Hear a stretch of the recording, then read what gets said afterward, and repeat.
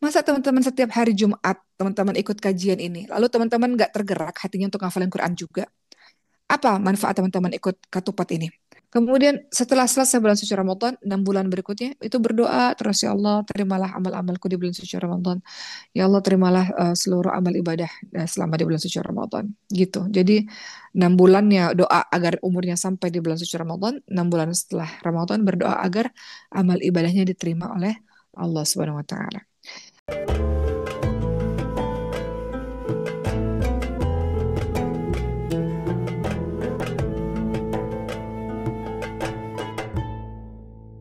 Gembira di awal, iya. Bergembira karena adanya bulan suci Ramadan, tapi mereka lalai dalam ibadah-ibadah sunnah.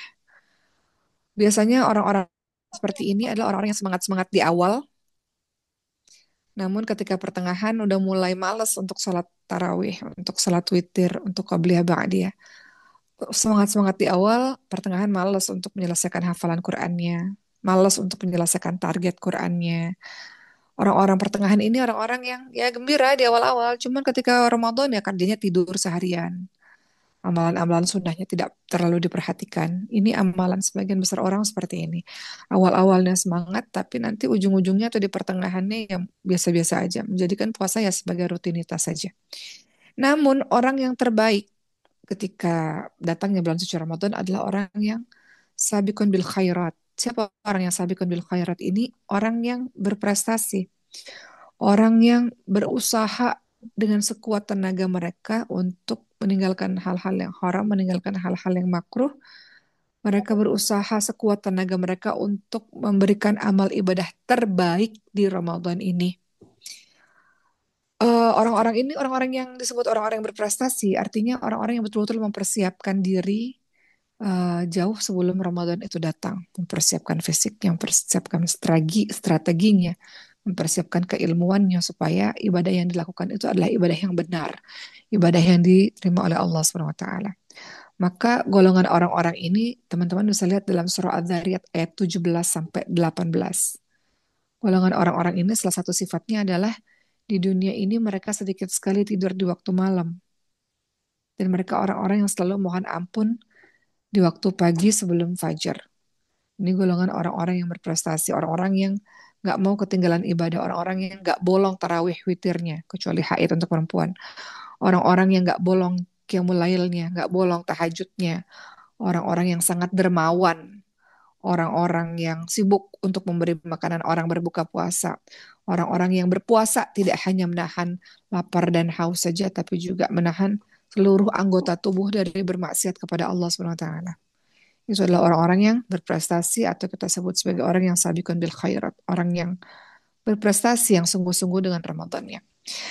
Nah, setelah kita tahu bahwa ada 3 golongan manusia, kita ingat-ingat atau kita introspeksi diri, kita lihat pada diri kita sendiri, kita ini golongan yang mana? Kalau kita mau jadi golongan orang berprestasi, berarti kita sudah prepare dari sekarang. Makanya biasanya diadakan tarhib Ramadan, persiapan menyambut bulan suci Ramadan. Karena kita sedang berada dalam sebuah waktu di mana Allah ingin lihat siapa yang menang. Yang menang itu siapa? Kalau bulan hari raya Idul Fitri kan meraih kemenangan kan. Teman-teman sering bilang begitu kan. Setelah puasa 1 bulan, selamat hari raya Idul Fitri, meraih kemenangan. Kemenangan yang dimaksud apa? Kemenangan bagi orang-orang yang berprestasi ini.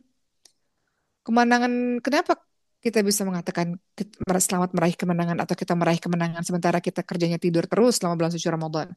Target-target ibadah Quran yang nggak diselesaikan, tarawihnya bolong-bolong karena sibuk apa beli baju lebaran kah atau bikin kue kah atau apa persiapan parcel dan sebagainya di 10 hari terakhir yang seharusnya padat dengan iktikaf, dia sibuk dengan urusan-urusan dunia lainnya. Jadi kalau mau nyiapin parcel ke hadiah kah atau menyiapin apapun itu baiknya dari sekarang-sekarang supaya nanti pas bulan suci Ramadan nggak sibuk-sibuk teman-teman semua. Apalagi di 10 hari terakhir orang-orang sudah sibuk dengan iktikaf, sudah sibuk dengan sebentar lagi Ramadan akan pergi. Tapi sebagian orang lemah semangatnya di hari-hari terakhir ya terlihat dari soft-soft di masjid-masjid yang semakin berkurang. Ya mungkin husnudzonnya mungkin ibadahnya di rumah nggak ada masalah. Tarawih bisa ibadah di rumah nggak ada masalah asalkan jangan ditinggalkan karena ibadah tarawih hanya ada di bulan suci Ramadan. Jadi jangan ditinggalkan walaupun sunnah tapi jangan ditinggalkan. Kenapa? Karena dia hanya ada di bulan suci Ramadan yang belum tentu kita bertemu dengan Ramadan berikutnya. Kemudian, Umi ingin bahas, setelah kita bahas tiga golongan manusia, kita ingin bahas juga salah satu tanda keimanan seseorang adalah dia bergembira menyambut bulan suci Ramadan. Bulan suci Ramadan katanya kan tamu agung. Bayangkan kalau kita di rumah, kita akan kedatangan tamu agung. Akan ada presiden datang ke rumah atau ada public figure yang hebat datang ke rumah. Kita pasti mempersiapkan dengan sebegitunya. Uma cerita sedikit. Uma kalau safari dakwah, Masya Allah, Uma kan sering dijamu makan nih sama jamaah sebelum datang ke masjid. Biasanya kalau makan pagi, makan siang, makan malam, wah makanannya melimpah ruah, Masya Allah, di rumah-rumah jamaah itu. Kemudian disiapin kamar yang bagus, yang harum, Masya Allah. Kemudian mereka mengatakan, Ustaz Zoki, ini kita udah nyiapin loh dari subuh ya, kita udah masak dari subuh. Uma padahal makanan cuma satu piring kan yang Uma makan itu. Tapi mereka nyiapin makanan, wah Masya Allah, berlimpah ruah makanan. Kamar yang Uma cuma mungkin istirahat di kamar itu 1 jam sebelum datang ke masjid. Itu kamar dibuat wangi, dibuat bersih, Masya Allah, dipersiapkan dengan sebegitunya. Kemudian Uma tanya, ya Allah Ibu, masakannya banyak sekali. Ya kan ada tamu agung yang mau datang ke rumah, Masya Allah. Itu kalau kita lihat Ramadan itu, wah Masya Allah, tamu yang agung yang sangat luar biasa. Tamu yang kita nanti-nantikan. Maka persiapannya juga harus dahsyat. Nggak mungkin tamu agung atau tamu yang kita anggap yang kita nanti-nanti kemudian kita ala kadarnya misalnya ya ada tamu mau datang ke rumah kita berantakan, kita nggak masak, kita nggak kan nggak mungkin. Sama seperti bulan suci Ramadan. Bulan suci Ramadan itu adalah tamu agung, tamu yang kita tunggu-tunggu, tamu yang kita nanti-nanti, tamu yang kita bahagia ketika dia datang. Maka hendaknya kita bergembira dalam menyambutnya. Maka bergembira menyambut Ramadan termasuk tanda keimanan. Harusnya seorang muslim itu khawatir kalau di dirinya tidak ada perasaan gembira atau dirinya merasa biasa-biasa aja atau tidak melakukan persiapan di bulan suci Ramadan. Berarti dia lupa bahwa Ramadan adalah tamu agung, lupa dan luput dari berbagai macam kebaikan demi kebaikan. Ya, teman-teman lihat dalam surah Yunus ayat 58, dengan karunia Allah dan rahmatnya hendaklah dengan itu mereka bergembira. Karunia dan rahmat Allah itu adalah lebih baik dari apa yang mereka kumpulkan. Hendaknya bergembira. Orang-orang saleh itu merindukan tamu itu. Orang-orang saleh itu menginginkan kedatangan tamu itu, yaitu bulan suci Ramadan. Teman-teman tahu orang-orang saleh ya di zaman dulu apa yang beliau-beliau lakukan? 6 bulan sebelum datangnya bulan suci Ramadan, berdoa setiap hari, setiap saat, ya Allah pertemukanlah aku dengan bulan suci Ramadan.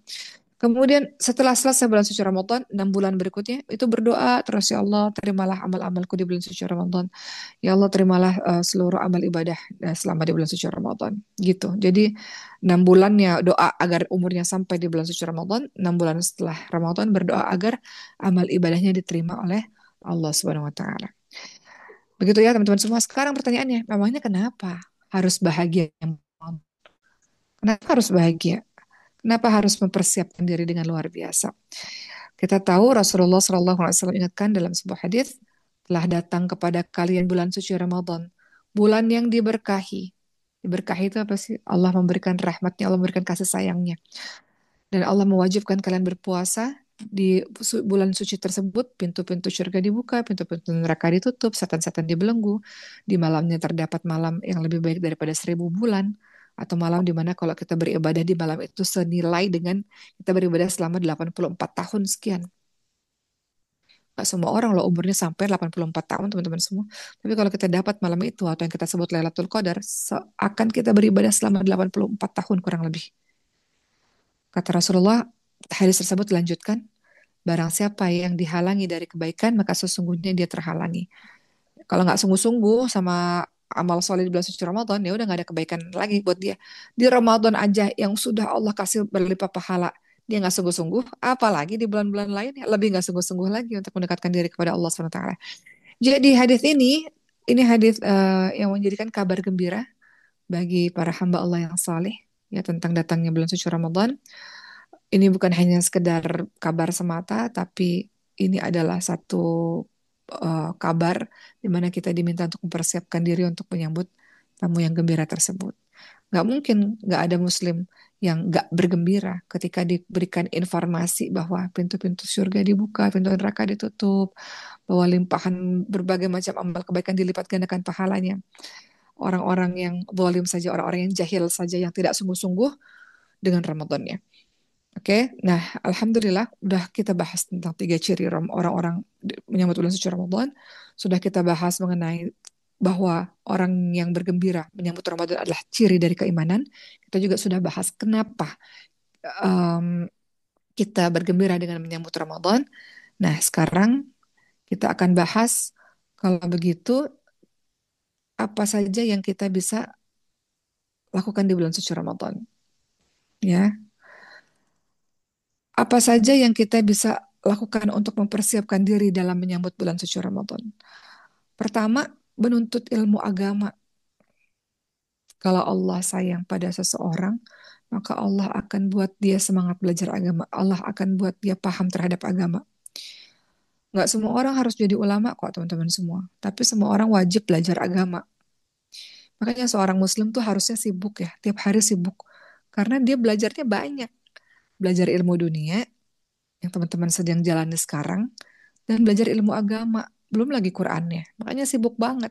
Waktu 24 jam itu sebenarnya nggak cukup untuk seorang muslim. Terlalu banyak ilmu yang harus dia pelajari, khususnya ilmu agama. Talabul ilmi faridatun ala kulli muslimin. Jadi disebutkan bahwa menuntut ilmu itu adalah wajib bagi setiap muslim. Wajib. Nggak ada tuh seorang muslim. Agak miris ya teman-teman semua kalau kita ini terlalu sibuk dengan sosmed. Beneran. Indonesia ini pengguna sosmednya sangat tinggi ya. Hidup kita ini terpaku pada handphone dan amat disayangkan kalau hampir 24 jam waktu kita terbuang untuk scroll-scroll sosial media. Itu nggak terasa loh. Kita lihat Instagram, kita lihat TikTok. Kemudian tiba-tiba udah sejam, 2 jam, 3 jam. Eh, jangan terlalu banyak. Jangan terlalu banyak. Uma mau cerita sedikit. Uma pakai sosial media iya. Cuman Uma kalau udah posting biasanya Uma tinggalin itu. Gitu. Jadi nggak terlalu terlalu terpaku. Kenapa? Karena banyak tugas yang harus dilakukan di setiap harinya. Salah satunya adalah kewajiban untuk menuntut ilmu syar'i. Sekarang teman-teman yang di asrama, yang di Maskan Hufat, ini aman karena nggak ada handphone. Tapi nanti kalau sudah keluar dari Maskan Hufat, sudah keluar dari pesantren, juga teman-teman umum lainnya yang saat ini sedang ikut kajian ini, teman-teman hati-hati dengan sosial media. Umum mau cerita sedikit, Umum mau cerita sedikit teman-teman semua tentang budaya Indonesia yang terlalu banyak sosmed. Nggak baik kalau sosmednya digunakan untuk yang nggak baik ya. Nggak baik karena nggak belajar jadinya. Eh, Uma cerita sedikit kemarin Uma baru pulang dari Austria. Austria itu sebelahan sama Jerman ya, dan sama Swiss juga. Uma tanya sama drivernya, eh karakter orang-orang di sini tuh gimana sih gitu?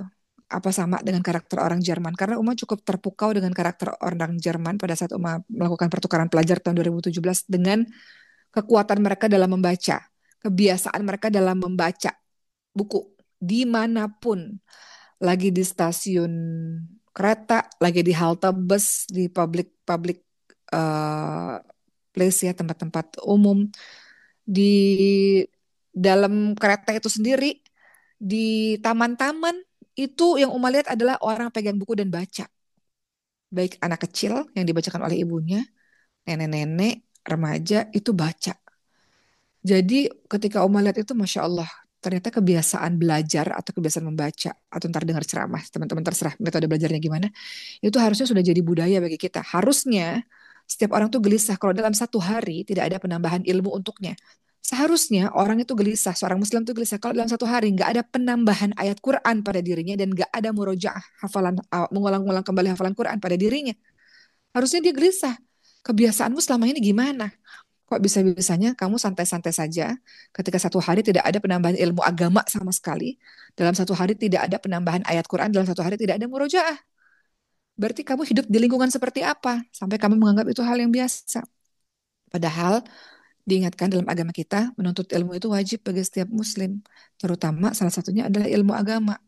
Penuntut ilmu, ya penuntut ilmu itu kewajiban yang terus-menerus dilakukan sampai diwafatkan oleh Allah Subhanahu wa taala. Itu kewajiban dari para penuntut ilmu. Mau cerita lagi. Sekarang mau kuliah di Al-Azhar Mesir ya. Di Al-Azhar itu tidak melihat usia. Semua orang boleh belajar.